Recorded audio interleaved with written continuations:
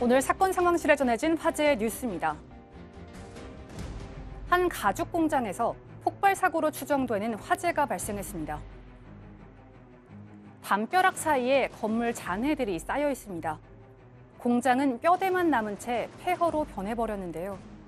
오늘 오전 11시 25분쯤 경기도 양주시 광정면의 한 가죽 공장에서 폭발 사고로 추정되는 불이 났습니다. 이 사고로 근로자 2명이 숨지고 8명이 다쳐 병원으로 옮겨졌는데요. 사고 당시 실종자로 분류된 1명을 포함해 나머지 근로자 13명은 무사히 대피한 것으로 알려졌습니다. 소방당국은 대응 1단계를 발령해 진화를 완료한 뒤 공장 내 보일러실에서 폭발이 발생했다는 목격자 진술에 따라 정확한 화재 원인을 조사하고 있습니다.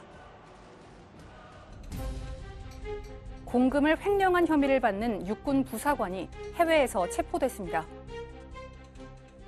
어제 오후 10시 30분 인천국제공항 제2터미널.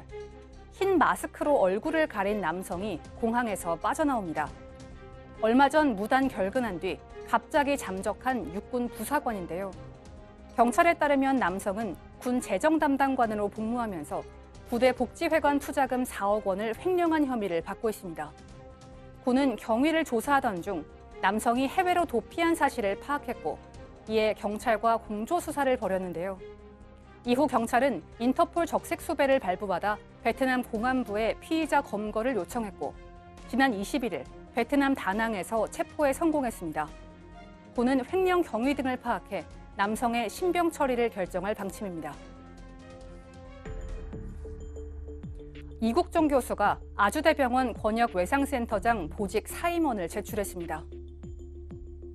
지난 29일 이국종 교수는 외상센터장직에서 물러나겠다는 보직 사임원을 제출했습니다.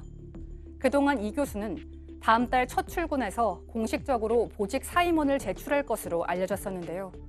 이보다 며칠 빨리 사임하겠다고 한 겁니다. 아직 아주대병원은 사임원을 수리하지 않은 상태인데다 처리 여부에 대해서도 입장을 내놓지 않고 있습니다. 당분간 이 교수는 교수직을 유지하면서 진료와 강의를 할 것으로 보입니다. 이춘재에게 희생된 초등학생의 유족이 당시 담당 경찰관들을 고발했습니다.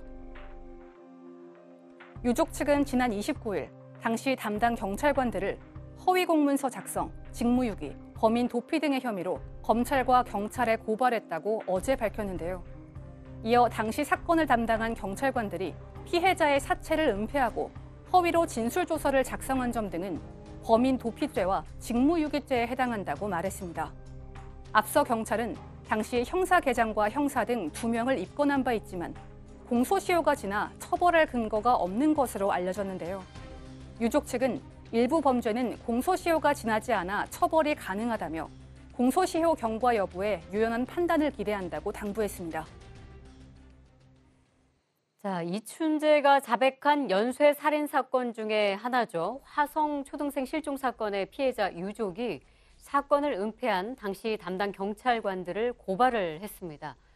이들은 어떤 혐의를 받고 있습니까? 고발을 당한 경찰관들은 그 당시에 그 화성경찰서 형사계장과 수사관 2명, 총 한 3명 정도 되는 것 같은데요. 그들의 혐의인즉슨 이겁니다. 이 초등학생의 그 사체, 시신을 발견하고 난 이후도 일부지만 발견을 했었지 않습니까? 발견한 이후 그에도 그 적정한 조치를 취하지 않았고 또 거기서 유류품도 좀 발견이 됐었어요. 네. 줄넘기라든지 이런 거 등등. 그럼에도 불구하고 이거를 감추고 은폐했다. 그러는 과정에서 허위 공문서를 작성했고 그 공문서를 또 행사했고 궁극적으로 이거는 범인 도피라든지 직무유기죄에 해당이 된다. 따라서 이 사람들을 처벌해달라 하면서 아마 그 변호인을 선임한 것 같습니다. 이 법무법인 참본의 이동도 변호사를 통해서 형사고소를 했는데요. 네. 그래서 이제 공소시효하고는 그 좀 공소시효를 좀 유연하게 해석을 해달라 하는 이런 취지도 붙였는데, 그런데 사실은 비난 가능성하고는 별개로요. 공소시효라는 거는 유연하게 대처할 수 있는 사안은 아니에요. 그런가요? 예. 공소시효는 살인 빼고는 공소시효라는 건 다 존재하거든요.